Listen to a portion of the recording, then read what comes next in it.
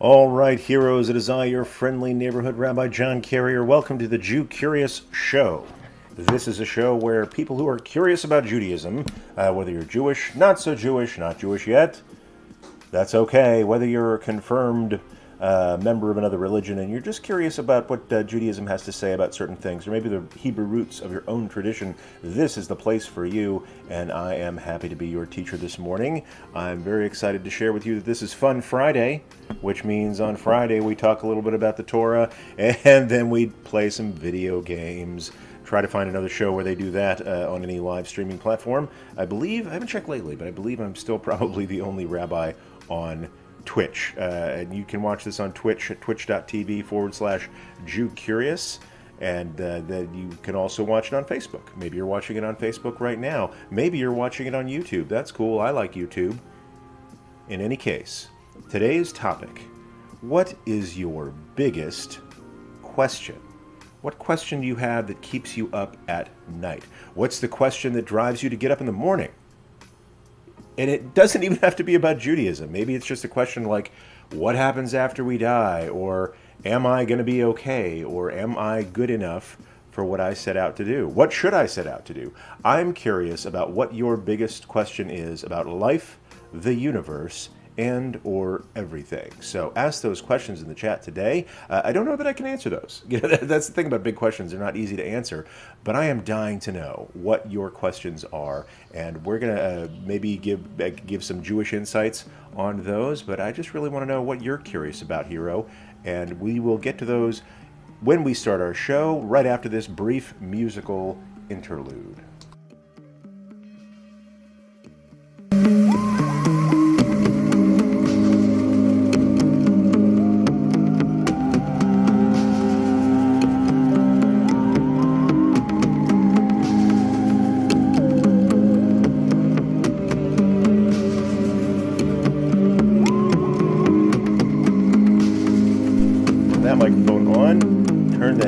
Down. Welcome back to the Jew Curious Show. I see in the house we have Nawa64 says shalom everyone. KG Wilcox. How could I have, oh my goodness. So just to preface this, in case you're just joining us, today's topic is what is your biggest question? And right off the bat, we've got a faithful fan here, KG Wilcox. How could I have made such dire mistakes with only the best of intentions? That is the question for a lifetime, and probably a question coming from a lifetime, it sounds like. I think anybody who's lived long enough and paid attention has realized that we're not perfect, and sometimes we make mistakes, even though we have the best intentions. Sometimes we make big mistakes with the best intentions. And so that is an excellent question to start off with. Before we dive into that, I'm going to just say, KG Wilcox also says, hi all. So D. Alexan says, shalom lekulam, peace to everyone. Naya Shashi in the house, good morning. Nice to see you, Ruthie. Glad to have you here.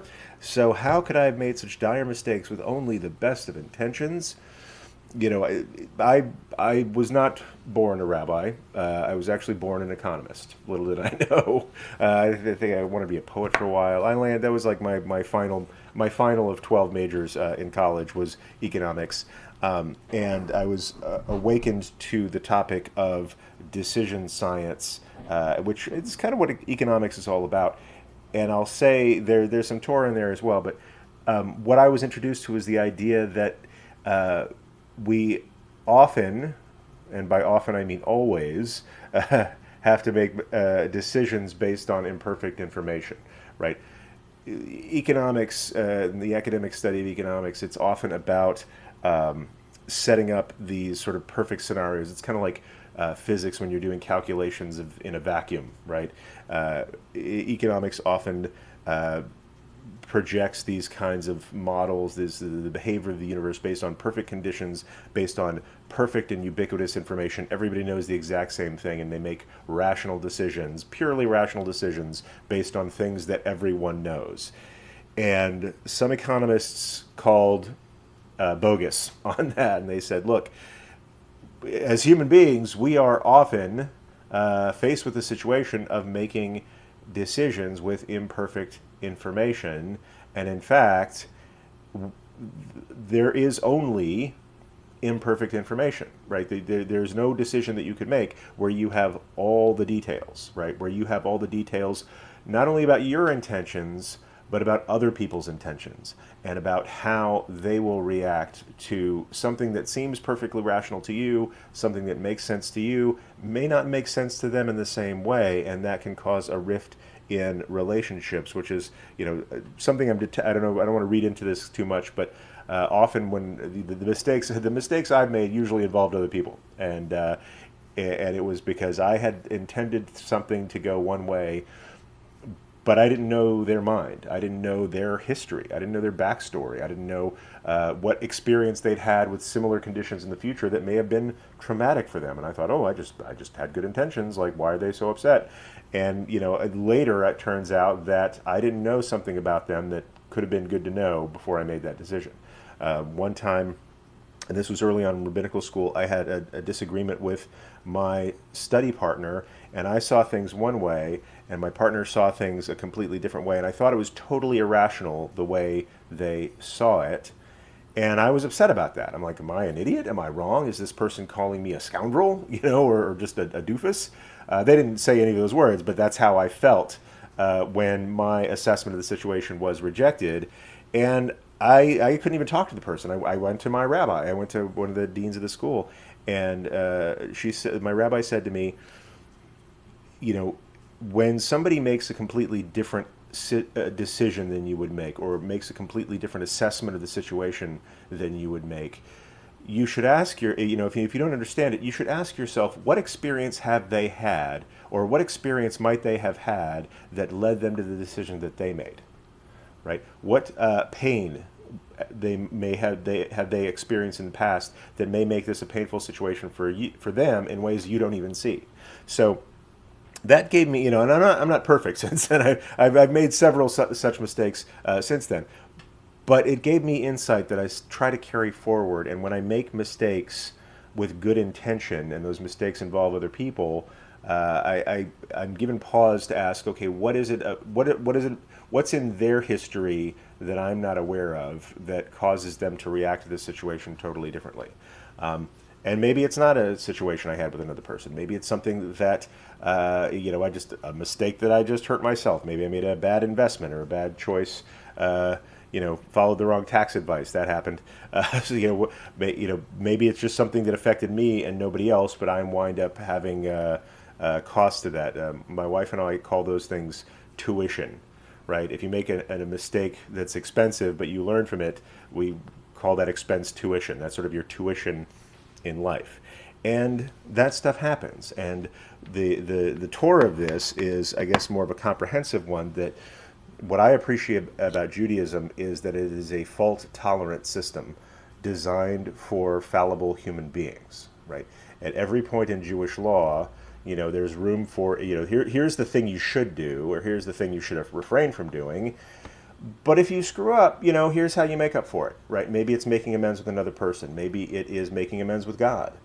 Maybe it is, okay, I didn't do it right this time, but I get another opportunity. Like, I didn't pray at the right time, I get to do that again tomorrow. Or, I tripped and fell and some bacon fell into my mouth. Well, maybe I'll be more careful about not tripping tomorrow and eating that bacon.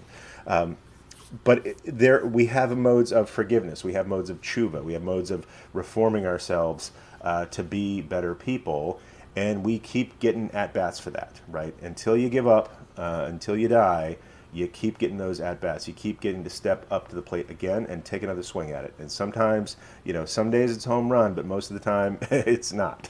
I remember was reading a little bit of the history of Babe Ruth, first person to get, Babe Ruth, a famous baseball player, first person to get, 50 home runs in a season, then the first person to get 60 home runs in a season, first person to get career 500 home runs.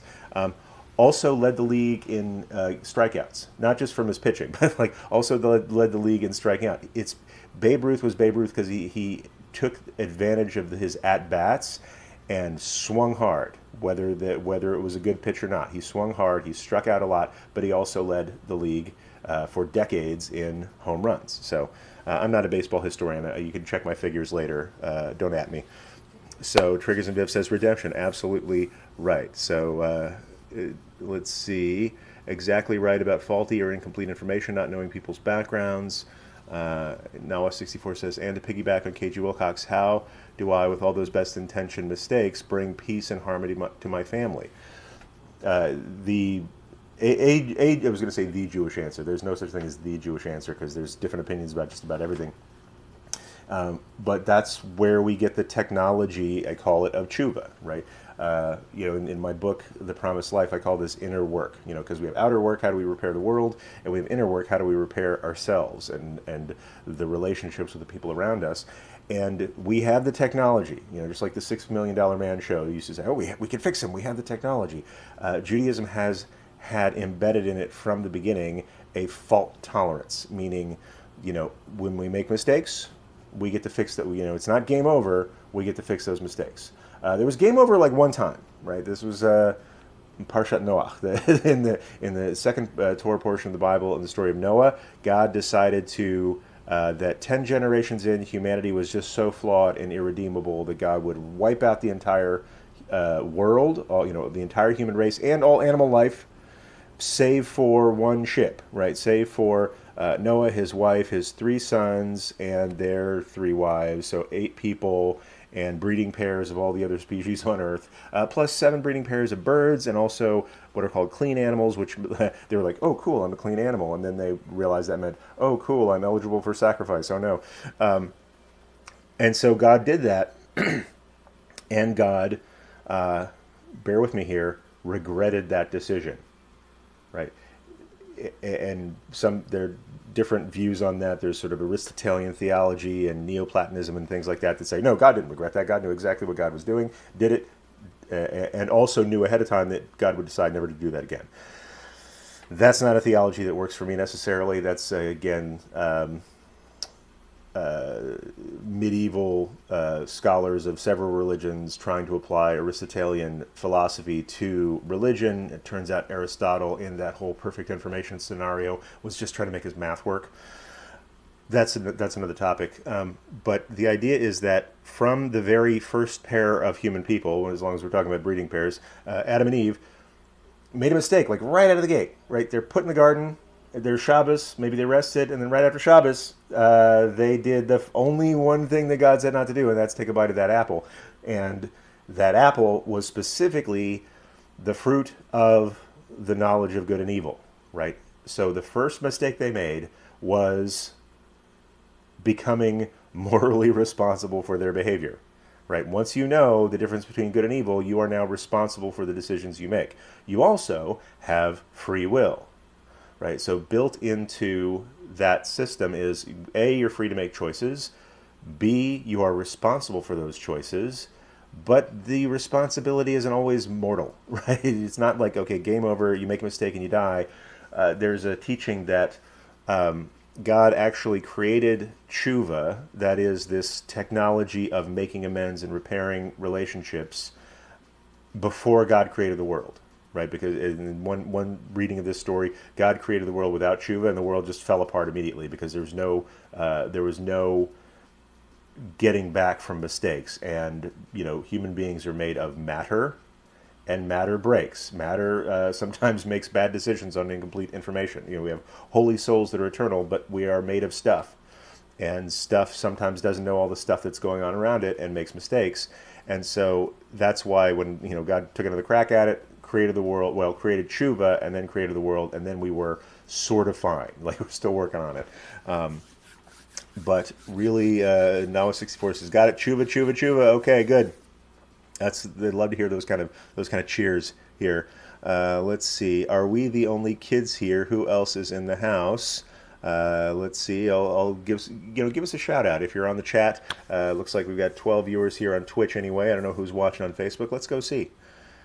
Really glad that a few months ago I figured out multi-chat. So whether you're watching us on Twitch or on Facebook or on YouTube, you can weigh in.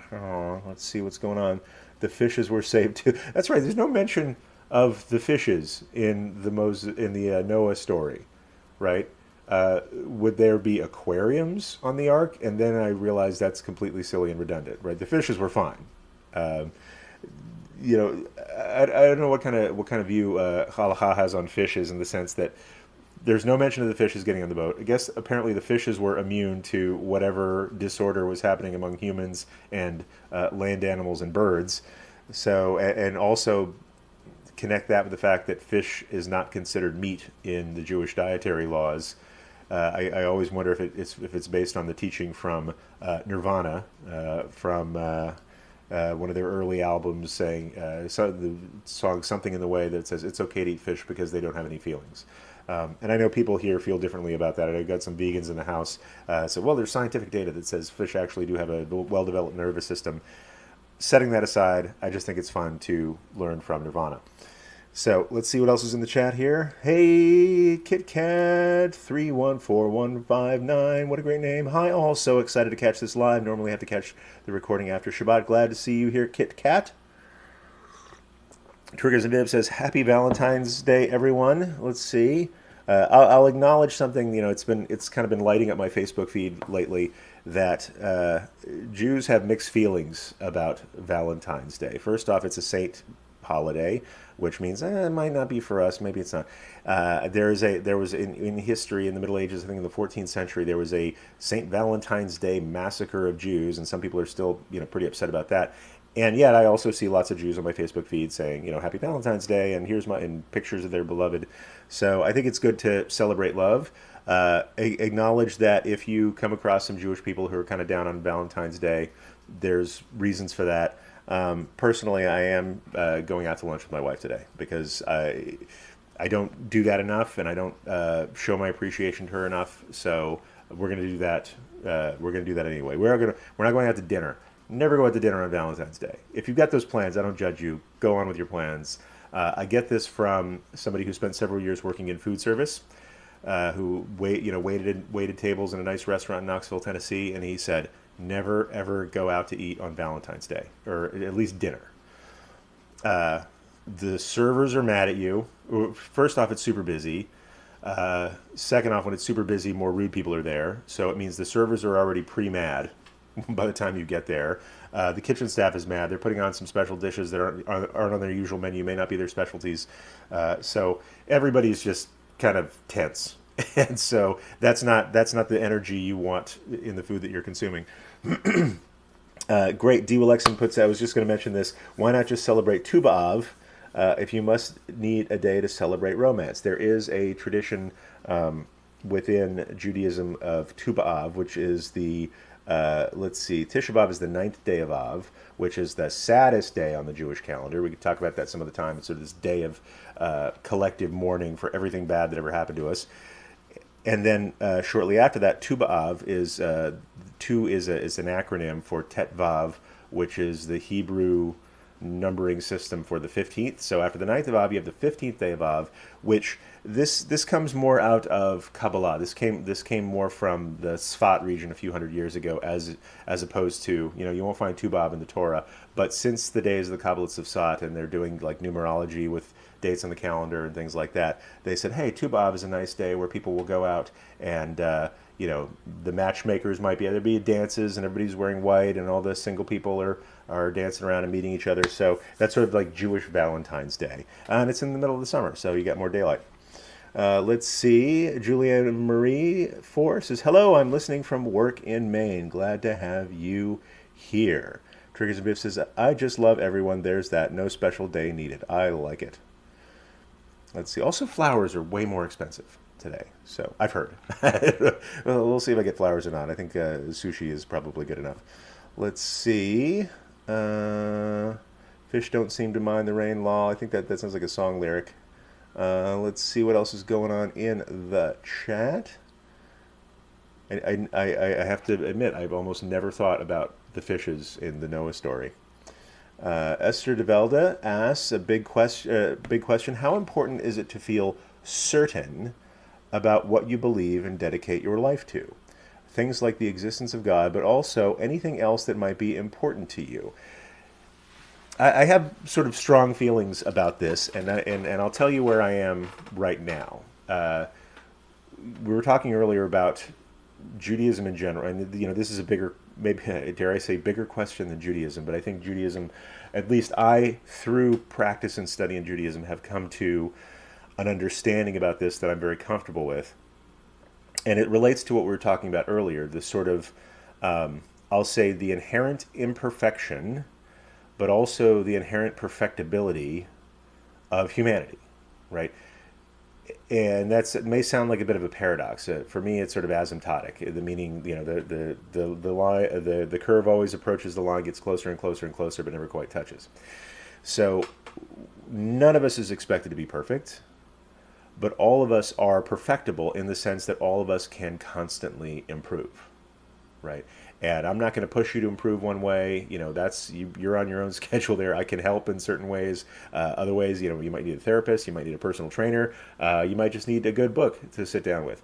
But I feel like because we are not perfect and we are not expected to be perfect, but we are drawn to growth, right? Many of us are personally driven to constantly improve, or at least, improve a little bit over time, right? Maybe I want my financial situation to be better. Maybe I want my romantic situation to be better. Maybe I want to be more learned, whatever it is. I firmly believe that most people have a sense of desiring personal growth. Nobody's like, I don't want to grow. Forget that. I've learned everything. And maybe there are those people. I always bring in Myers-Briggs. There are personality types for everything. But I think we have this lure, Lure, as in fishing. Got that from Rabbi Artson's process theology. We have this lure toward goodness, greatness, betterness, right? Not better than anybody else, but maybe better than we were yesterday. We have an attraction to that, right? And we also have guides. We have we have people who have grown in ways that we'd like to grow. We have the Torah, or the sort of Torah in the sense of the collective wisdom of the Jewish people and Jewish thought. That, my sort of tagline for the Torah, if it needed a subtitle, which doesn't need my help, a guide to life for a free people, right? The axis between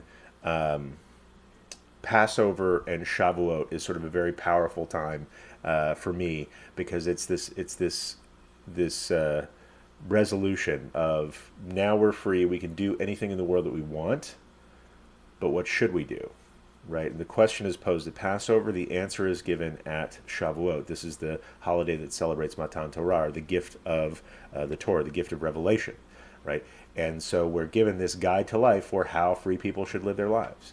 And so I think and I'll just speak for myself, what's most important is the pursuit. What's most important is the constant improvement, or occasional improvement. As long as we are getting better on average over time, we don't need to be certain about where we're going. In fact, we can't be certain about where we're going, referring earlier to our discussion of making decisions in imperfect information.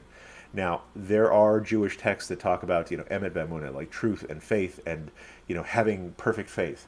And Abraham is cited as, sort of the one, I'll say, antiquated phase is a knight of faith, a knight with a K, right? Abraham is this being of great faith, demonstrated in Akedat Yitzhak, the binding of his own son for sacrifice, that he only stopped when God told him to stop. And so, if you're not familiar with the story, God's been buddies with Abraham for a while. Says, okay, I have one more test for you, just to make sure we're on the same page. I need you to kill your kid, right? I need you to take your son and sacrifice him like you would sacrifice an animal. And Abraham's like, how high, right? Abraham's like, okay, let's get on a donkey, go up to the hill, and I'll sacrifice my son. And he's about to do that, and there's this voice that says, nope, stop, nope, nope, nope. Stop doing that. Okay, now I know you're serious. Now we can hang, or continue hanging. There are sort of scholarly explorations of this, and looking at the language and looking at alternative sources that say maybe that sacrifice actually did happen. Maybe it didn't. But this moment of unadulterated certainty, this moment of superhuman certainty, I'll say, comes from the journey of a person who made the first step in uncertainty. Right? In Parshat Lech Lecha, the sort of third Torah portion in the book of Genesis, God says to Abraham, back when he was just Avram, before he got his new name, God says to Avram, I need you to leave everything that you know, and go to the place where I show you. And if you do, like, I'm with you. This is what God says to Abraham. Like, you can be my Abraham, I'm going to be your God, but I need you to leave what you know and go to a place that I'm not going to tell you where it is yet, but just start walking. And when we get there, you'll know, and, it will be yours. Every place you put your foot will be your family's inheritance. So that is the ultimate story of risk in my book. Not just my book, in the Torah. I like it. That is for just as the Akedat Yitzhak, the binding of Isaac, is the archetype for certainty. And some say God was maybe even a little bit not. I'll say it. Watch for the lightning. Scared of what God saw. Like, okay, this guy is serious about this. Okay, let's stop him before he does that thing. But that relationship starts in pure uncertainty. So sometimes you get these signs, whether you think God's talking to you verbally or not. Sometimes, that might be a sign to see a psychiatrist. But when you get these signs, when you get these signposts that draw you to them, you're not sure if it's right. You can make educated guesses, but there are some decisions you have to make in life. And as I said earlier, all decisions that you make in life have to be made in imperfect information. You got to roll the dice, but you can make informed decisions. You can think about it, you can pray and meditate and see if some path becomes more clear for you than others. But eventually you have to commit, right? And sometimes I have this conversation with people I sponsor for conversion. They learn a lot about Judaism. Sometimes I'm learning with people for years, and I say, so you've learned everything that plenty of people I've learned with have learned and then converted. What's holding you back? And they'll say, well, I'm not certain. I'm not certain that this is right for me. I'm not certain I'm worthy of taking on this burden. I'm not certain that my family's going to be okay with it. Just whatever your uncertainty is. And so what I share with them is joining this path isn't about certainty. In fact, things are about to get way more complicated. Like, you will now see different perspectives on every possible decision you might make, right? It blows up uncertainty. But what you're doing is committing to that path from the inside rather from the outside, right? You are now committed, right? You're saying that, okay, I'm not certain that this is going to give me all the answers. I'm not certain that it's right for me, but I'm committing to this path, right? And there are people who convert and then decide later that's not for them, and that's their path, right? There's no firing squad or anything like that. God forbid. It's just, we're like, okay, well, they're following the right path for them. They're welcome back anytime, and we'll talk to them later. It's just making a commitment. And even, you make commitments to things all the time that wind up not working out. The divorce rate in America is approximately 50%, and nobody gets married thinking, well, I'm going to try this for like a day or two, and then I can always get divorced if it doesn't work out.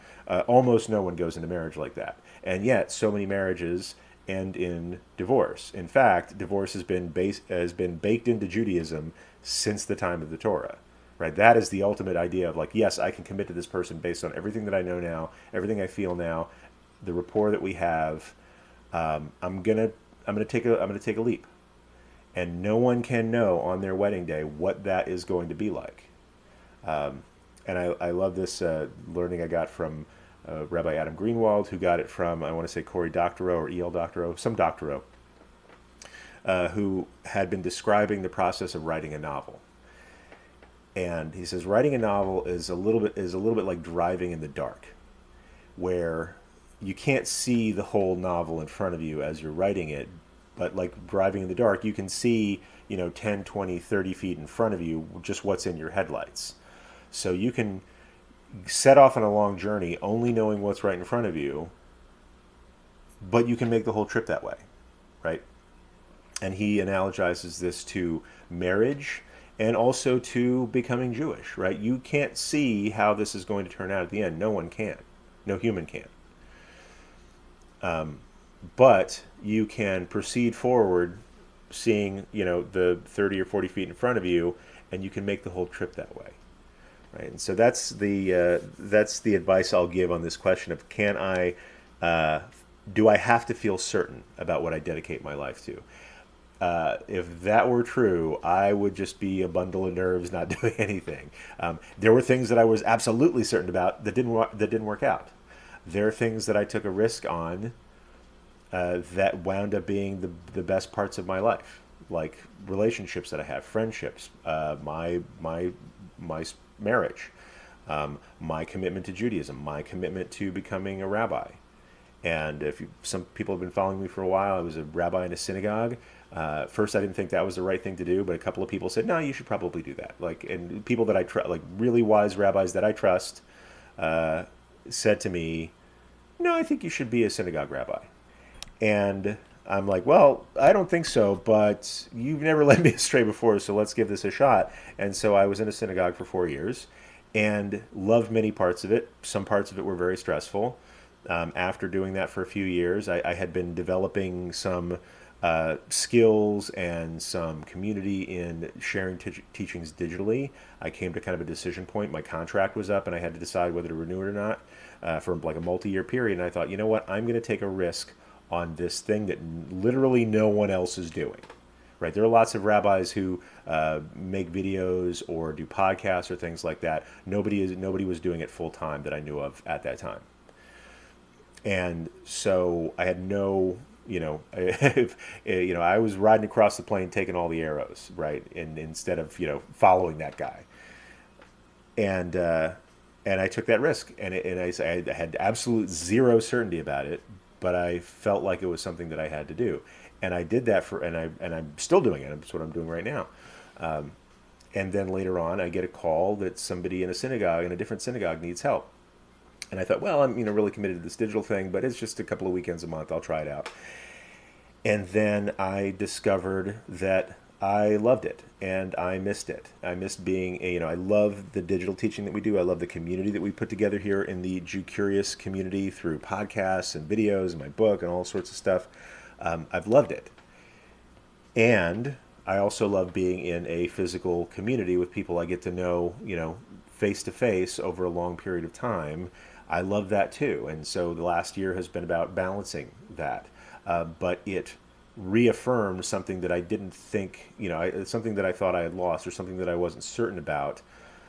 So I took a risk going back into a synagogue, and now I can't imagine doing anything else. Right? That's a part of my calling. So, God willing, for many years to come, I get to be a rabbi in a synagogue and also continue to learn with you all digitally, because this has been also a profound part of my life. I had no idea how it was going to work or if it was going to work. I just tried some things, and lo and behold, together we built one of the most holy communities I've ever been a part of. I mean that with all my heart. And I took a risk, going into a synagogue and just really investing time in that and investing in those relationships. I didn't know if it was going to work, and it's paid off in spades. So those are two recent decisions I made with zero certainty that have been transformative for me. So if that gives you any kind of encouragement, please go on ahead. So let's see what else is going on. Speaking of that's really nice. Kay Dixie says, speaking of a good book, there's The Promised Life by Rabbi Carrier. Thank you for that. It's flying off the shelves. I've sold literally dozens of copies. So thank you for being there. Kay Dixie, the men often wear a kippah for head covering. We're talking about something else, yarmulkes. Rabbi, question above from RK9K. Let me look for that. Sometimes I lose track, especially when I get on a rant, when I get on a tear. Sometimes I miss questions, so I'm going to scroll up. Da-da-da. I'm going to search, let's see, control. Where's my... Okay, I'm having a little trouble finding this. We got a question above from RK9K, looking for it. This is good radio. I think I'm going to see if I can find that question and answer that, and then we might get into... Yeah, I'm not seeing the question from RK9K in the multi-chat. Let me take a look. That's annoying. So RK9K, if you're still watching or listening, please throw that question back to us. Let's see. Johnny Waffles says, I just found out about Messianic Jews. Can you tell me what you think? Thanks. Just come back to that. Just looking for that RK9K. Rainbow 42. Learning that I don't need to be certain has helped me a lot recently. Truth. Let's see. Did the rabbi freeze only on my end? Oh, okay. RKIK. The men often wear a kippah for head covering.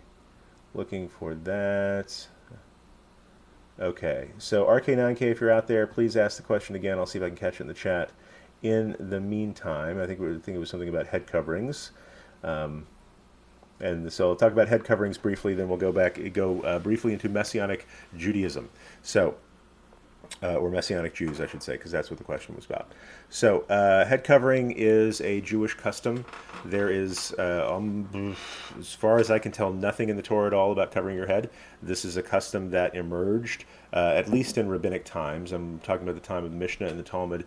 There's a discussion in the Talmud about covering one's head when engaged in holy acts. It's sort of an acknowledgement of the presence of God, right? When we cover our heads, it's interesting because in some cultures, I'll say at least Christian American culture, I don't know, that's really all I know from outside of Judaism. Taking one's hat off is considered a sign of respect. So you might cover your head outdoors, but then when you're indoors, you take your hat off, especially in church and things like that. It's considered disrespectful to be in the house of God and have your head covered. We do the opposite, which is to say, we acknowledge the presence of God by covering our heads. And this is a kind of humbling act, right? Where by having something on top of our heads, the rest of it gets relatively lower, I guess. So there's a discussion in the Talmud about people covering their heads for certain occasions. Some rabbis cover their heads. Some rabbis never cover their heads. And when I say rabbis, that's all the characters in the Talmud pretty much are rabbis, except for when it talks about their friends and neighbors and spouses and stuff. But it was talking about the practice of different teachers. Some rabbis don't cover their heads at all. Some do it when they're praying, when they're sort of actively engaging the presence of God. By extension, there are still others who do it when they're praying, but also while they're eating, because eating involves brachot, meaning blessings. The blessings we say over, we bless God for who gives us our food. Transitively, they're farmers and stuff. But because there's a prayer act in there, we cover our heads. And they said there's this one weird guy, and I think it was Rabbi Eliezer. They said there's this one really from guy, one really extreme guy who covers his head all the time, right? Because at any point, he figures, any point of the day, I might encounter something worth blessing, and I should have my head covered for that. So that fascinated me because it's the idea that, okay, having one's head covered all the time was considered the extreme position in the time of the Talmud. By the time you get to the Shulchan Aruch, by the time you get to, like let's say, 16th, 17th century Jewish law codes, it had evolved to where it said that men should not walk 4 paces without having their head covered, right? Dalet amot, 4, not paces, cubits. So you shouldn't walk 6 feet without having your head covered. So, as law evolves, there are periods of greater strictness, there are periods of relaxation. By the Shulchan Aruch, we're in a period of greater strictness where they're saying, okay, normative behavior is what might have been considered in the time of the Talmud fringe behavior. But it caught on. And so in some communities, namely Orthodox communities, men might have their head covered all the time. You should know that we don't sleep with these. I usually I have my head covered most of the time. Right now, I've got my favorite gimme cap head covering. But if I'm not wearing this, I'm usually wearing a yarmulke, except when I'm like at the gym or in the shower. Like nobody covers their head in the shower. Some people cover their head at the gym. They'll put on like do-rags or something. But you don't want like your nice kippah all schmutzed up by your schwitz, by your sweat. So I don't wear one when I'm at the gym, although been working with a trainer lately, so some prayers are said from time to time. But I don't want to get my kippah all schmutzed up. So when I'm at the gym or when I'm bathing or swimming or something like that, I don't wear it. Most of the other times I have it on. Let's see. Triggers a bit. Why hasn't the egal movement picked up on the wave of men taking on women's mitzvot, hair covering, and Shabbat candles? So that's a good question. We have let's see. Well, I've got a couple of other questions in line. Then we'll get to that. Then we got to play some Zelda, y'all. It's Fun Friday. We got to have some fun. Really great discussion so far, by the way. I'm asking, people are asking some big questions here, some specific questions about Judaism, but also I was really curious about what is your day-to-day big question? Like, what keeps you up at night? What's the thing that you're struggling with right now? Because it doesn't have to fit into a neat peg in the Jewish law books or whatever. Judaism is designed. I think it was Rabbi Irving Greenberg who said, the point of Judaism isn't to make us better Jews. The point of Judaism is to make Jews better humans, right? And by extension, anybody we share that Torah with, make them better humans as well, which means that we should have the resources within our tradition to answer all of life's big questions, or at least take a crack at it, and have multiple opinions about it.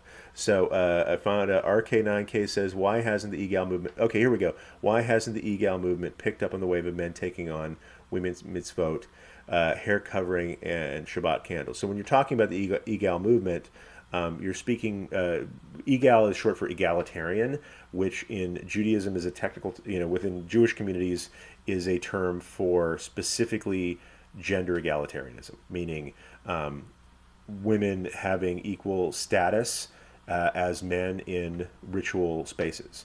And when life in general, but it's usually when somebody says, "Is this an egalitarian congregation or is it not an egalitarian congregation?"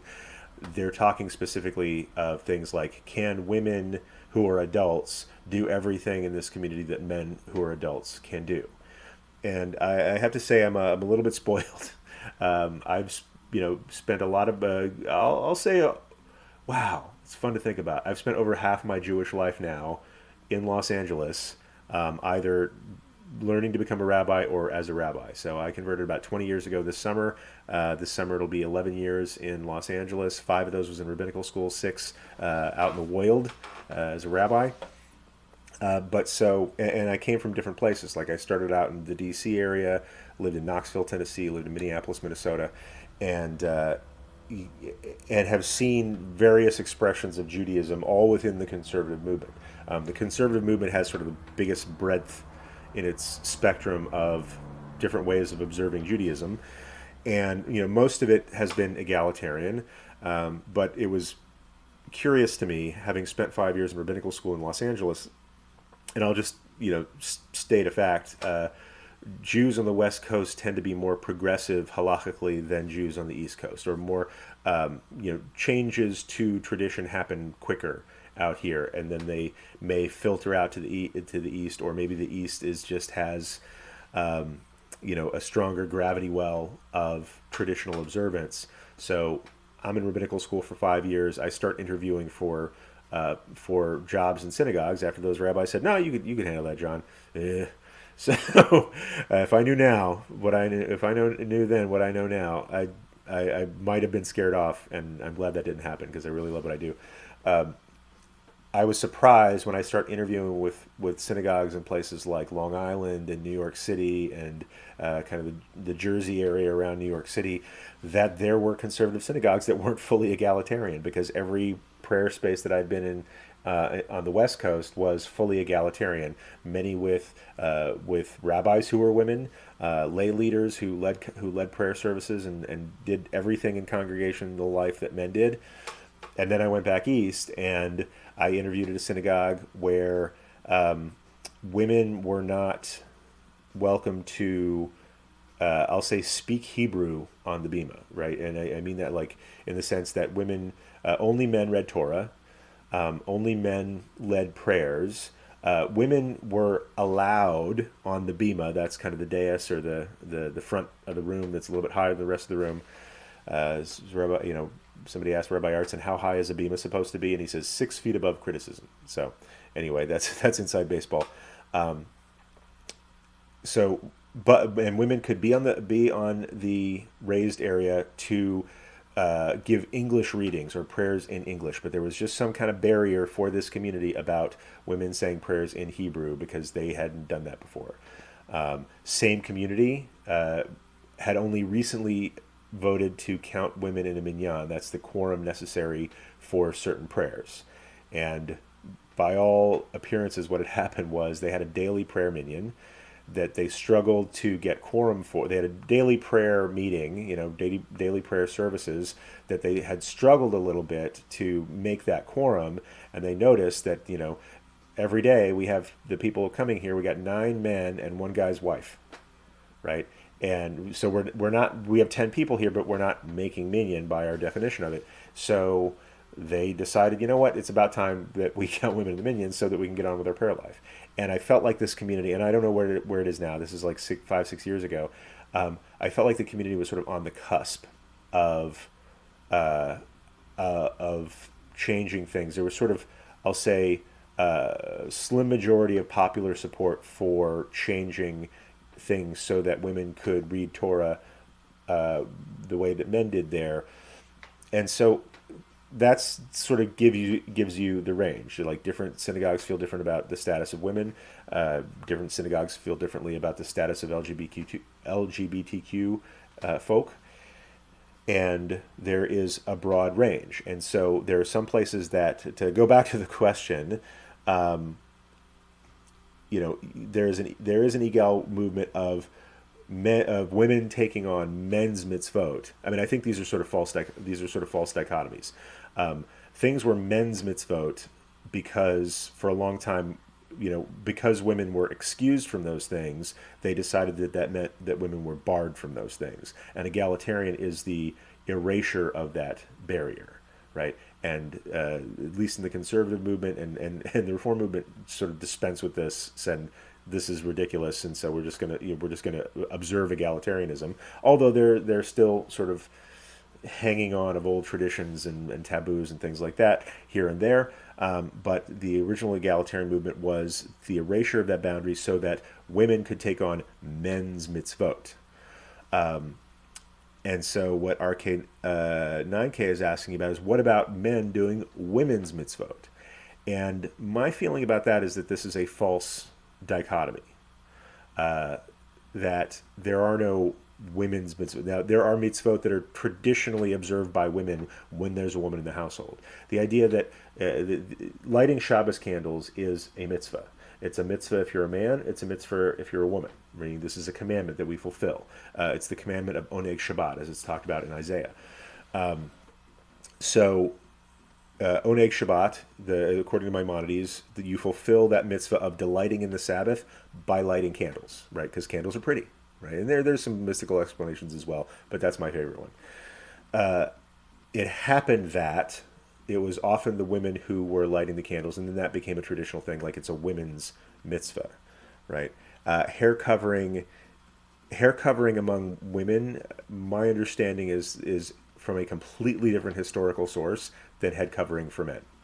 Head covering for men has, for the most part, been about that ritual acknowledgement of humility of a man before God, whereas hair covering for women has, for the most part, been about modesty in marital status, right? So hair covering for women was reserved for, women who were married covered their hair to reserve part of their beauty for their spouse. That's kind of the traditional reason for hair covering for women. So hair covering for men and for women are completely different things. If men want to cover their hair the way that women cover their hair with a shawl or a kerchief, I haven't seen any shadels among the men. It's like these wigs that you see some people wearing. They cover their hair with fake hair or with other people's hair. That's an interesting cultural phenomenon that I don't understand, but I don't judge people who do it. So my answer to this is that I feel like the segregation of mitzvot into women's mitzvahs and men's mitzvahs, while very meaningful to some people in some communities, is not remotely meaningful to me in a Jewish legal sense. And so that's a personal matter of taste that is sort of reflected in other people's opinions in the conservative movement. So I'll just sort of set that aside. Real quick, Messianic Judaism. I'm going to say this as succinctly as possible, and we can have debates about this, and some people might want to get on the chat later and yell at me about this. This came up in my Introduction to Judaism class that just started here in Pasadena. By the way, if you live close to Pasadena, we just started a live Introduction to Judaism course. Hit me up if you're curious about that. But somebody was asking me about, okay, are we going to talk about Messianic Jews in this Intro to Judaism class? And I touch on it a little bit when we get into denominations because that's usually where it fits. My read on this is Messianic Judaism is a type of Christianity. It is not a type of Judaism.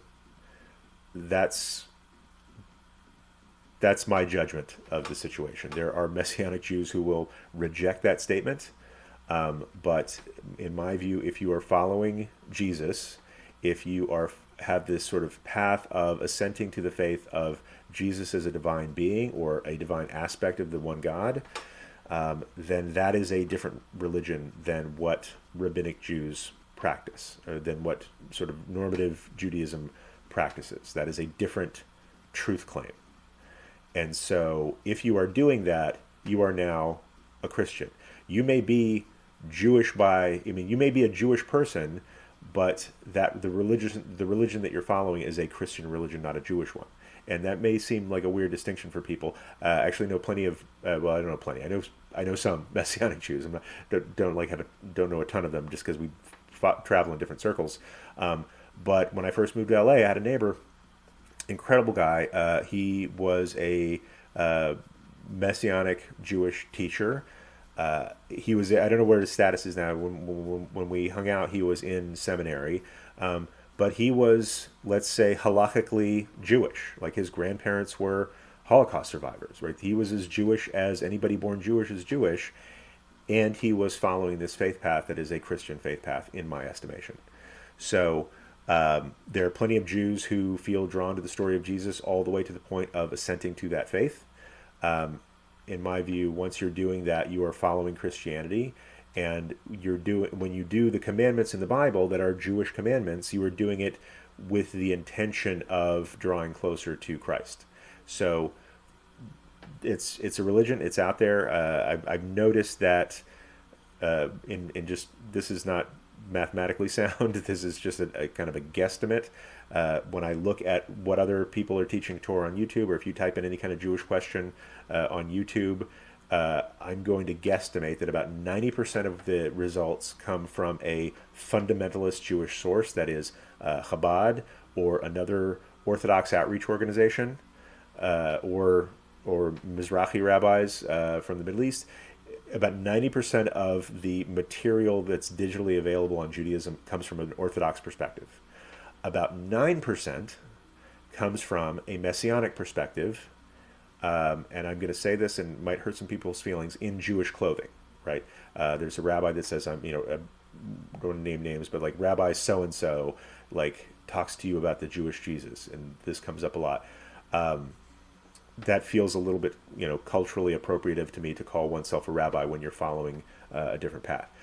But in any case, 90% Orthodox outreach, about 9% Messianic Christianity with a Jewish flavor, and about 1% comes from liberal Judaism. And I have all respect for people who are willing to put in the time to create content, as long as you all know that among normative Judaism in America, I'll say most Jews in America, Orthodoxy represents about, or people who affiliate Orthodox represents about 10 to 15% of American Jews. Messianic Judaism, I have no idea. But Reform, Conservative, Renewal, other what they call liberal or non-Orthodox Judaism is 80 to 85% of the Jewish people in the United States, 1% of the YouTube hits. And so this is my competitive nature coming out. That's something I found out about myself, is that I'm very competitive. But just to balance the scales, why I try to create as much content as I can is because I think the vast majority of Jews in America are not represented when people are online asking Jewish questions. So that's what I wanted to share. Triggers and Viv, look above, look above, look above. Bye, Trig Doll, good to see you. So it looks like Triggers and Viv is out. Why hasn't the egal movement picked up? Okay, I think we're had a lot of good questions. I'm wondering, your Malowitz says, I'm wondering, Rabbi, what are your observations regarding Jewish life in general, comparing, let's say, U.S. and Europe? Well, let's see. I'm happy. Anybody? Let's see. So that's I'm going to answer that while I set up some other things. Um, Judaism. I'll share one teaching of one of my teachers, Rabbi Brad Hirschfield. Uh, one of one of my unfortunately one of my unfortunately few Orthodox teachers. Orthodox rabbi in New York, works for an organization called CLAL, the Center for Learning, the Jewish National Jewish Center for Learning and Leadership. Has been a teacher of mine for 11 years now, and what he has said to me that always stuck with me is that one of the many things is that America is the best place on earth to be a religious person. Meaning, the United States has done more to protect the rights of religious people more than any other country on earth. And you may find countries that are more religious, but that's different, right? Because mostly those, when you find countries that are more religious on average, it's usually because they're protecting one religion at the expense of others, right? And that includes, I'll say this, Israel, right? In Israel, there is less religious freedom for Jews than there is in America. I love Israel. It's a miracle that it exists in our time. I've studied there. I want to get. I'd like to get back as often as I can. It's a piece of my heart lives there, and it's a very difficult place to be Jewish and to fully live your Judaism in public if you don't ascribe to a particular brand of Judaism. And so there, you can't, if you're not, if you can only get married by Orthodox rabbis. You can only get divorced. There's no civil divorce apparatus. The only divorce apparatus for people who are, want to civilly end their marriage, they have to go through the Rabbanut in a Beit Din for Gittin, like for a Jewish religious divorce. And that can be very onerous for some people. There's a great movie we just screened at my temple, Gittin, I think it's called Gittin, The Trial of Vivian Anselm. I highly recommend this film. It is hard to watch some of it because the subject matter is difficult, of a woman who's sort of trapped in a marriage because the rabbis won't release her from this marriage. But if you're into film, this movie is absolutely stunning. It has one of my favorite film scenes of all time, which is just, there is a shot of the sort of a portrait shot of the lead actress just looking into the camera for like what feels like forever. It's like a minute or two, just looking into the camera silently, and you see sort of subtle movements in her face and things like that, and you're trying to figure out what her emotions are, but it's just so powerful. But in the U.S., you can practice without being too harassed, whichever, let's say, mode of Judaism you want to practice. We still have some sibling rivalries and stuff, but you're free to do your thing. And there's no civil apparatus that's going to keep you from doing your thing, right? You are protected by law enforcement. Now, has anti-Semitism gotten worse here? Yes. Did it get way worse in Europe way before this? Yes, it did. And now, I've just noticed that security in U.S. synagogues, at least in big cities like L.A., has been ratcheting up the way it has ratcheted up in other places, let's say Europe and South America, for many, many years now. So it's, in general, there's a rising tide of anti-Semitism around the world. It's now affecting the U.S. in ways that it's been affecting countries in Europe for years, because fascism has been on the rise in Europe for longer than it has been in America. So let's see what we're going to do. I really need to get a little Zelda in before we close for the day. Thank you, everybody, for all the great shares. Let's see. Rainbow42 says, I personally find a number of reform sources online. Yes, there are a number of reform sources online. I was just sort of speaking about YouTube because it's one of my favorite media. Lots of great like websites, blogs, things like that. But I'll say, if you type into YouTube, what's the right way to light Shabbat candles? Maybe it's more on ritual stuff and things like that. Or, give me a Devar Torah for Parshat Yitro. Mine's on the Pasadena Jewish Temple and Center YouTube for this week. So you when you're looking on YouTube, most of the stuff that you see, maybe my ratios are a little bit exaggerated, but proportionally, I think they're not too far off the mark. So let us turn down the music so that we can hear what our friend Link is doing in the Kingdom of Hyrule when we go to play The Legend of Zelda Breath of the Wild. Let's see. Noah64 says we need more conservative sources online. Right, Rabbi? I don't want to knock the work of any of my colleagues, but I will agree to that statement. We need more conservative resources online. There are some people putting out the Torah every single week. Rabbi Ehud Sela, Ahudsela, Ehud Sela, it puts out a Devar Torah like clockwork every week. I really admire this man's consistency. Like, he teaches good Torah, and he teaches it way more consistently than I ever have. So I appreciate that about him. And so that's just a number of things. Different synagogues are getting hip to YouTube. And I mean, I've been doing it for a while with greater intention, so I've developed a bit of a following, but lots of people are doing good work. I've got about 300 videos now out there at this point. And I'll confess if you're watching this, spread the word. I'll confess I said earlier, I have a competitive nature, and so I succumb to vanity metrics just like any other digital content creator. I look at subscriber counts and view counts and things like that, and have tools that I can compare my stats to other people's stats. It's just, it's not that I'm trying to best anyone or be better than anybody. It just helps motivate me to get better when I see somebody in front of me and I want to pass them. Right? This is like, I took this test, like this leadership style test, or this strengths finder test. And one of the strengths that really surprised me was I have a competitive nature. And I never thought of that about myself, mostly because I'm bad at sports. I'm like getting okay at video. Like, I'm still, compared to the esports people out there, I'm terrible at video games. And yet you watch. So I never thought of myself as a competitive person because I'm not that good at anything where people typically compete. But I know I've done several marathons in the latter half of my life, and I know, and I run I'm good for like a 6 hour marathon. I'm like, it's ridiculous. Like, Boston qualifying is like 3 hours. The top runners, the competitive runners are now, pulling down 26 miles in like an hour and a half. It's ridiculous. Well, amazing and ridiculous. I run that same distance in about 6 hours. It's like a brisk walk, right? But when I'm in that back of the pack, I always have my eye on the one person in front of me who's closest to me, and that motivates me to run a little bit faster, or to at least try to keep up. So that's why I look at other conservative rabbis, and I look at other organizations. Right now, I'm gunning for you. That's not a good way to say this. I'm on your tail, Jewish Theological Seminary. So be warned.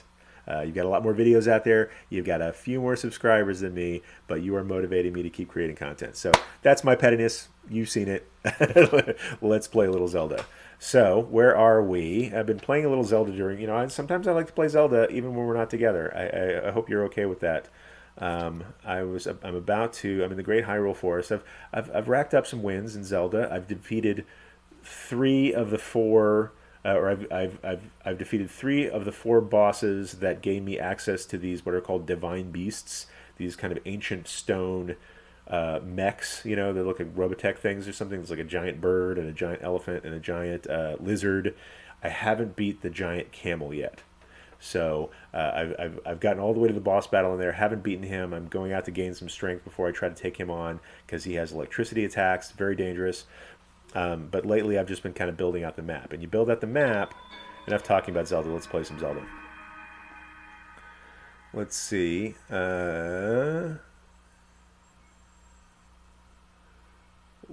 now I'm in a place where I'm trying to gain access to a tower. And if you gain access to a tower, you download something onto your little mappy device that gives you a map of the whole area. So I'm trying to fill out my map so I can find places to find like a magic sword or something to beat that last boss inside the giant camel. None of this makes sense, I know, but just let's play.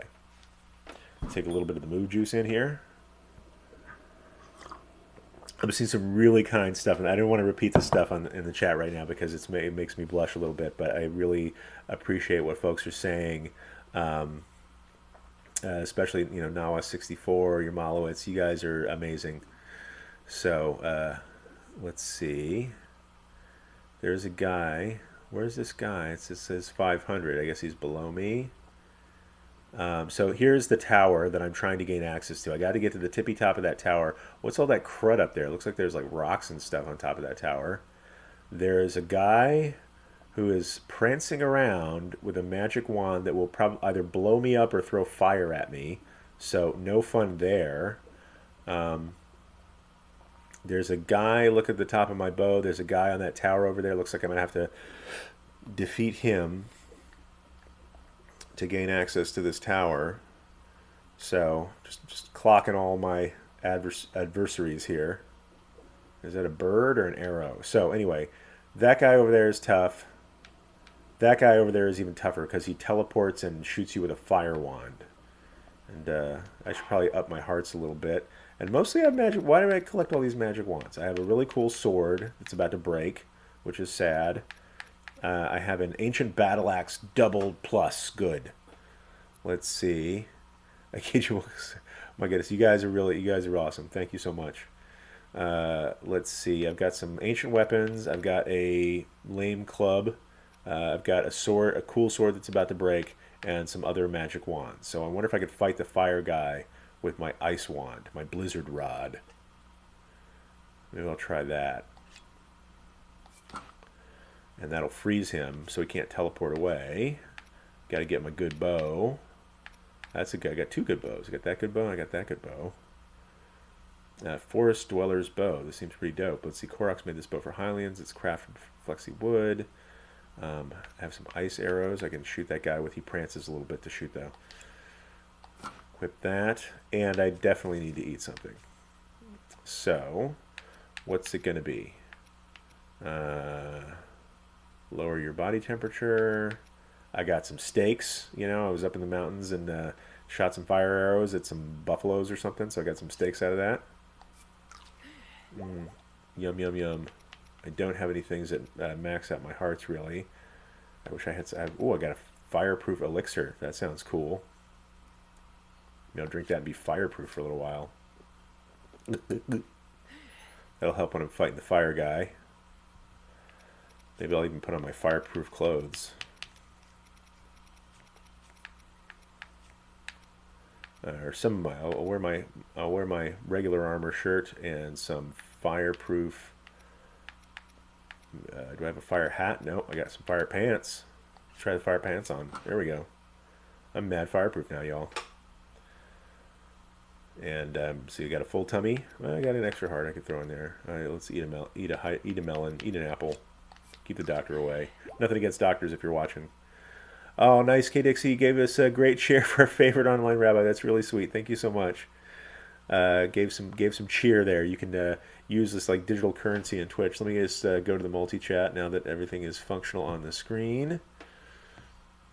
Can women wear, Tifo says, can women wear kippot daily as a head covering specifically in conservative sect? The answer is yes. You will notice some don't. Some wear like a little lace thing it goes in the place of the head covering. Some wear regular kippot. It's fine in any conservative synagogue in my experience. People might chafe at it in an Orthodox setting. So let's see. Really great stuff going on here. Be sure to click the little heart to follow if you enjoy these podcasts. Really appreciate that. So I'm going to eat some apples, maybe a berry. Yum. All full up. And now I'm going to go fight this fool. Maybe I'll go... Oh, wait a minute. Is that all like... Ugh. Oh, no. Okay. So, fool throwing fire. Big lug over there. And it's in a swamp. Right? I literally cannot walk in that swamp. I'm scanning for metal devices. So, I have to fight that fire guy while walking the plank. Oh, look, there's more guys to fight. Just switch to my battle axe. This is going to be a trial, y'all. I think if I get to the top of this tower, we're going to call it a day. Cheers, 500 right on. 500 bits, your Malos. Thank you so much. It's so nice. You know, if you're donating bits, so there's different ways. If you like what we do, there's different ways to help out. These bits are a really nice way. It's I think you buy this like virtual currency on Twitch, and then you can donate it back. Oh, there's somebody like electrocuting folks over there. Great. You buy this currency when you see something you like. You throw some cheers. A little bit of money goes to this channel. I think it's like I get like a buck a bit. Not a buck a bit. No, it's like a buck for every 100 bits. It's like every bit is like a penny, right? I think it's like costs you $1.40. I get $1 of that for 100 bits, and so that's one way to help. This just pays for my bandwidth and my equipment and stuff like that. This is not a profit-making venture by any stretch of the imagination, but I do appreciate all the help that people provide. You could also subscribe, which is kind of a cool thing because sometimes if you're watching on Twitch, you'll get interrupted by commercials or there'll be a pre-roll commercial, and if you're subscribed, you get to avoid all that stuff. So and it just just shows us some love. Okay, that's why is that whole thing electrocuted over there? That's not cool. All right, head in the game, John. And that guy's tough, so I'm going to shoot him with. And I have no regular arrows. Awesome. Maybe I'll just shoot him with fire because I have a lot of fire. Headshot with fire arrow, and he's still super alive.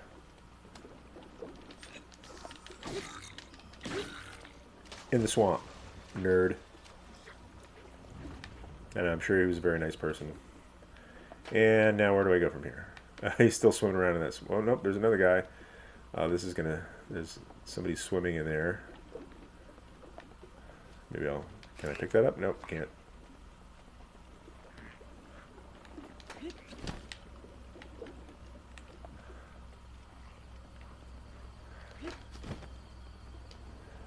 Okay, I got to stay out of that muck.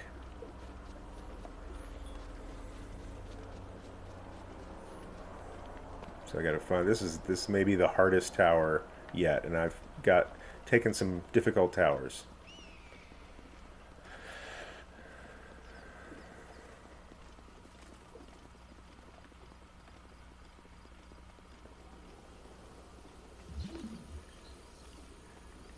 Oh, there's some electrified plates. So it's in a swamp, which will kill me if I step in it. And they're electrified platforms, and there's guys throwing fire and also hitting me with sticks. Something tells me they do not want this tower to be taken.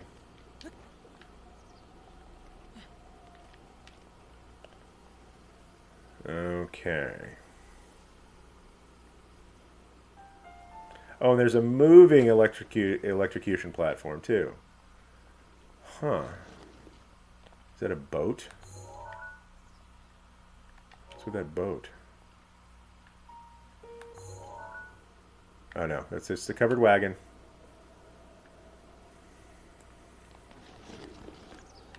No, maybe I should go back up there.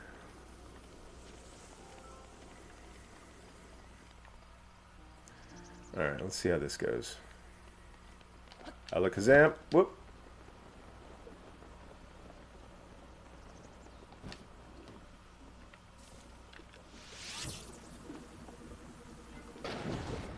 Oh, wait, he shot me with a fire arrow. That's not cool. Do unto others, as they say.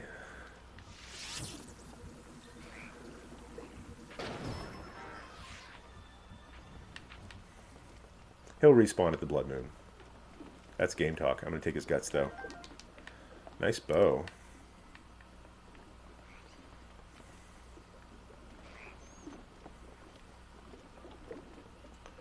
There's a chest of stuff. Where's my prancing fellow? Ooh, free stuff. That's nice. Thanks, free stuff.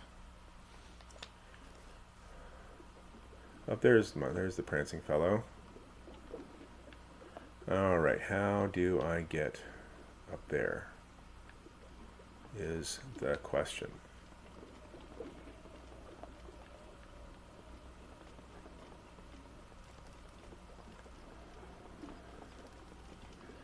Maybe I can trade my fireproofness for some electricity proofness. Who is in the water?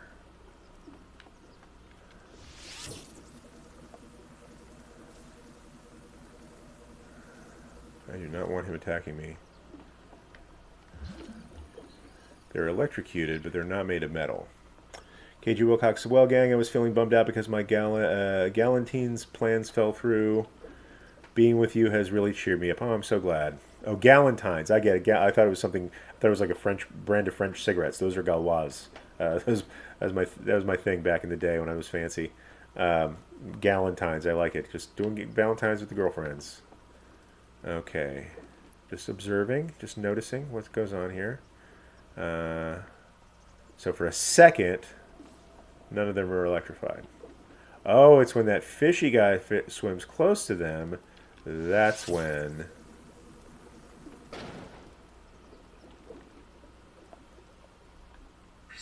Daruk's protection is now ready to roll.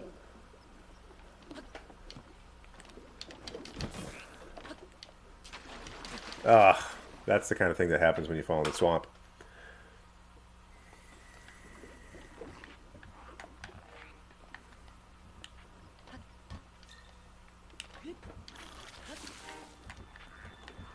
Where you at, buddy?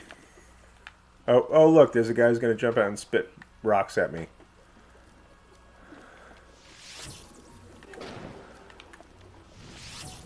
Come on, come on, come on. Show yourself.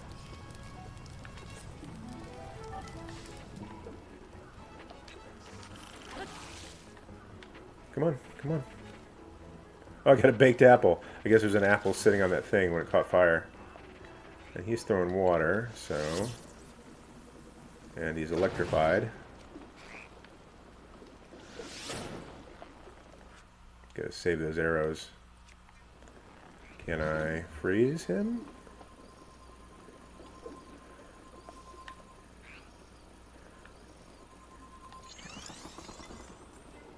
At least I've cornered him a little bit.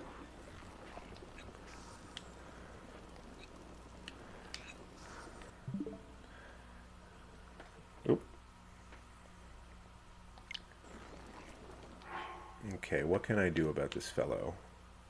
Maybe I could freeze him. Try that.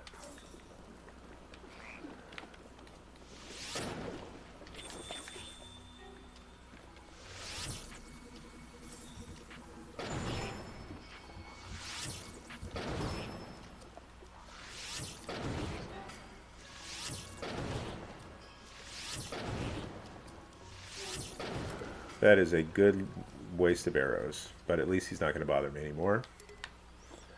Okay. Thanks, gals. Very nice. Glad everybody could be here today. This has been a really good session. I really appreciate you all sharing your thoughts with me. Just want to check my schedule here.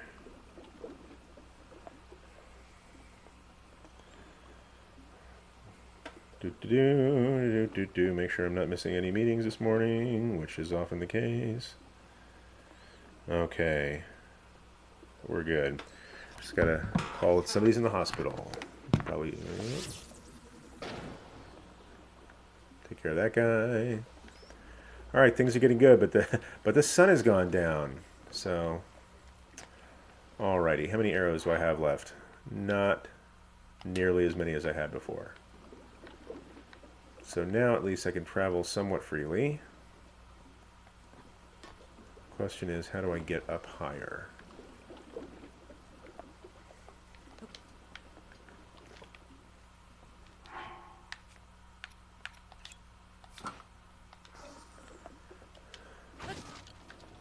Apple barrel?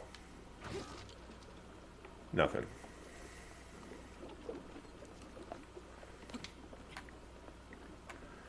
Climbing the wall. Oop. What the? Oh, it's wet because it's raining out. Just wait for it to stop raining.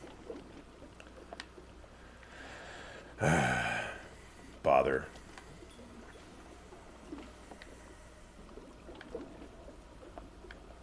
I wonder if I put on my swimmy clothes, if I can climb up the rain thing.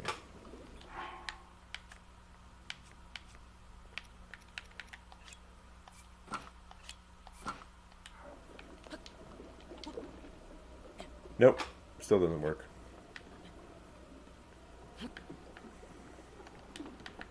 Wonder if my endurance potion can help in something like this.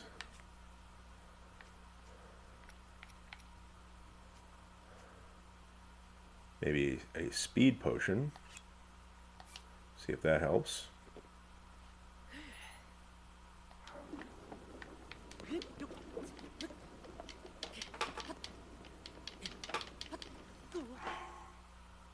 Oh, he's tired. He's tired, Link.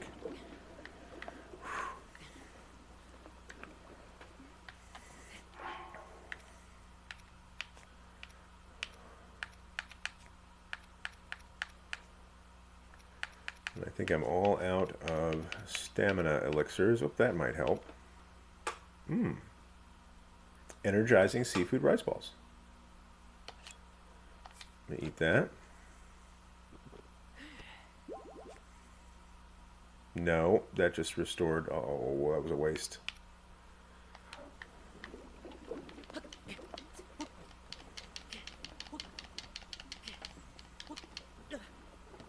Okay. Well, this is a fun way to play video games. Wait for it to stop raining. That's why people play video games. This is so that they don't have to wait for it to stop raining.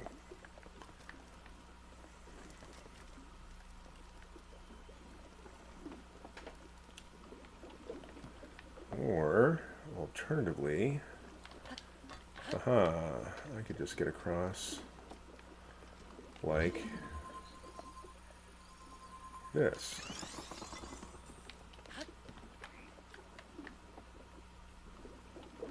Oh, great.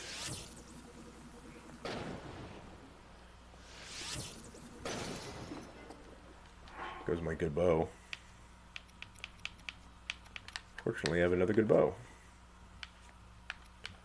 Let's see. Bow, bow, bow. Another bow just like it. Oh, my good long distance bow.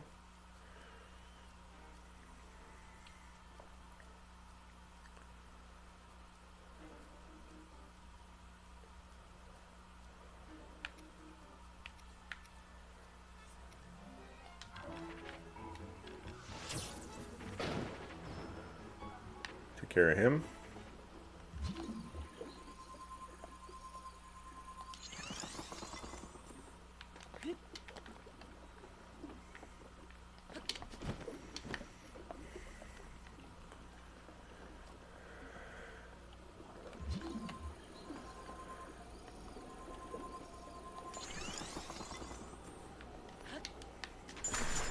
Oh, awesome. Look before you leap, Link.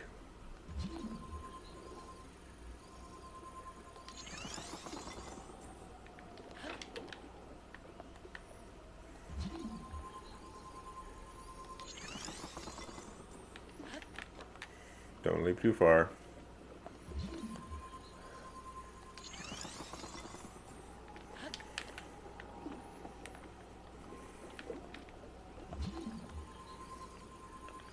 Link's freezy powers save the day. Except now somebody's shooting at me. I can just hear it. I can hear somebody shooting at me.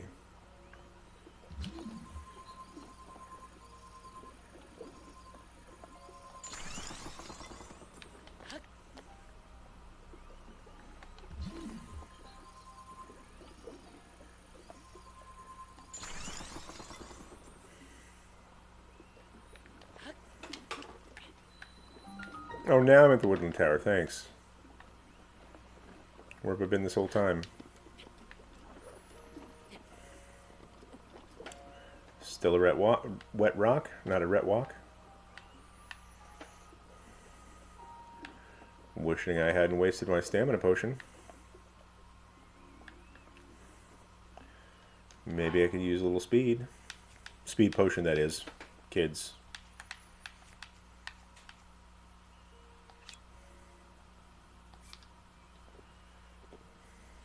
Use this judiciously. I have no other way up there.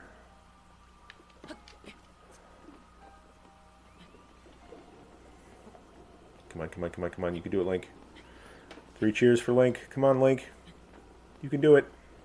You can do it, buddy. I believe in you.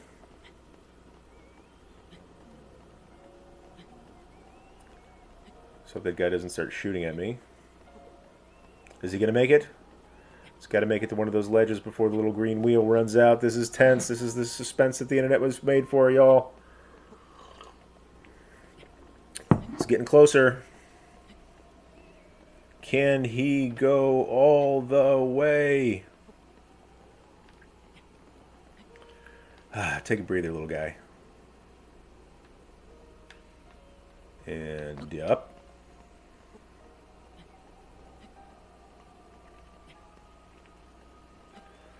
If you're just tuning in, boy, have you missed a great discussion so far. You can always watch it on the replay. This is the Jew Curious Show. We answer questions about Judaism. For anybody who's curious about Judaism, whether you're Jewish, not Jewish yet, nobody's perfect. But we have a good time here. And on Fridays, we also play video games. So if you're wondering, what is a rabbi doing playing video games? Some rabbis like video games, no matter how bad they are at them. But as long as I'm here, I might as well teach a little Torah, which is something we've done today. Had some great questions about head covering in the Jewish community. Some questions about perspectives on egalitarianism. Let's see. Shared my view on Messianic Jews. That's like, if that's your path, that's your path. And I respect that. Like, whatever keeps you off the streets. And it's, I think it's a very compelling form of Christianity for some people. If anybody wants to engage in that discussion further, I'd love to learn more. I'd love to learn things I don't know. So what else have we talked about? Some of Life's Big Questions. How to make decisions where you're not sure. How to make a commitment to a path that shuts off other paths, even if you don't know it's exactly the right thing to do. That's one of life's biggest questions, and I shared my view on that a little bit earlier. Now, this is what we've been waiting for. The Sheikha, I want to say in Hebrew, the Shekhinah. No, this isn't Shekhinah. The Sheikha Tower is activated, which means I can now teleport here anytime I feel like it, whenever I want to be in a giant swamp teeming with monsters. But I also get a map of this whole area. So I can find my way around Hyrule a little bit better, and we can keep playing this game. This is, I'll say, this is one of the most expansive, not expensive, I've spent some money on video games before. This is one of the most expansive games I've ever played in terms of the size of the world, the number of the quests, the hours upon hours upon hours of possible gameplay. It's been a great joy to play this game, and I almost don't want it to end. And I'm pretty sure I've got many hours to go. So I'll play a little bit between now and then. Next time we'll play it on the Jew Curious Show on Fun Friday. We're going to keep playing Zelda till we're done with Zelda. I'd love some suggestions of other titles if there are any gamers out there who want to see things. I like to keep it ESRB 10 and up is the most risque. I like to keep it family friendly, no shoot 'em ups or first-person shooters or games where the point is to kill people. I'll bonk some goblins who then respawn.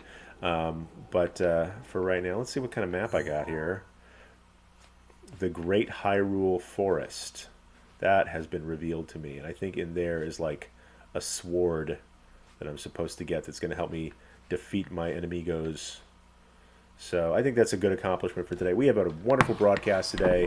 We got some spirits lifted. You've certainly lifted my spirits with all the great cheers. And this is, I said it earlier today, I'll say it again. Being a part of this community, this Jew Curious community that we put together, has been one of the great joys of my life. This is one of the holiest communities I've ever been a part of. It's because you guys are also kind to each other and welcoming to strangers. Very Jewish thing to do. So we're going to call it a day for right now. Really appreciate learning with you. Anything you want to know about, ping me on some format. A couple of different ways you can learn with me. I've got a YouTube channel, Rabbi John Carrier. It's got about 300 videos or so on there, give or take. I've got a book out there called The Promised Life. That's a couple of years ago. I just sort of took the very best of everything that I've learned about Judaism and put it in one sitting kind of book, like a pretty compact book, but it's the best Torah that I have to teach.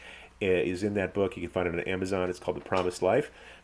There's a school that I run called the Jew Curious School. I say I run it, but it's really a team effort with all the great people in the community inside the school. There's a lot of video lessons. There's about I would have to check the counts. There's like 100 to like 120 to 150, somewhere like 120 and change different video lessons in there. Full intro to Judaism, classes about the holidays. We just did a class on anti-Semitism. My favorite part is the community area where people can chat with each other inside the school about what we're learning about or whatever you feel like. So there's this broadcast on a weekly basis. There's the book, The Promised Life. There is the Jew Curious School. Just go to jewcurious.school to find out more about that. I really hope everybody has a lovely Shabbat this weekend, and I know I will. Well, I don't know that for certain, but I'm confident. I have faith that I'll have a lovely Shabbat as well. So, with that, thank you everybody for bringing some great questions, learning some great Torah with me, and for being there for each other. Until next time, heroes. Peace.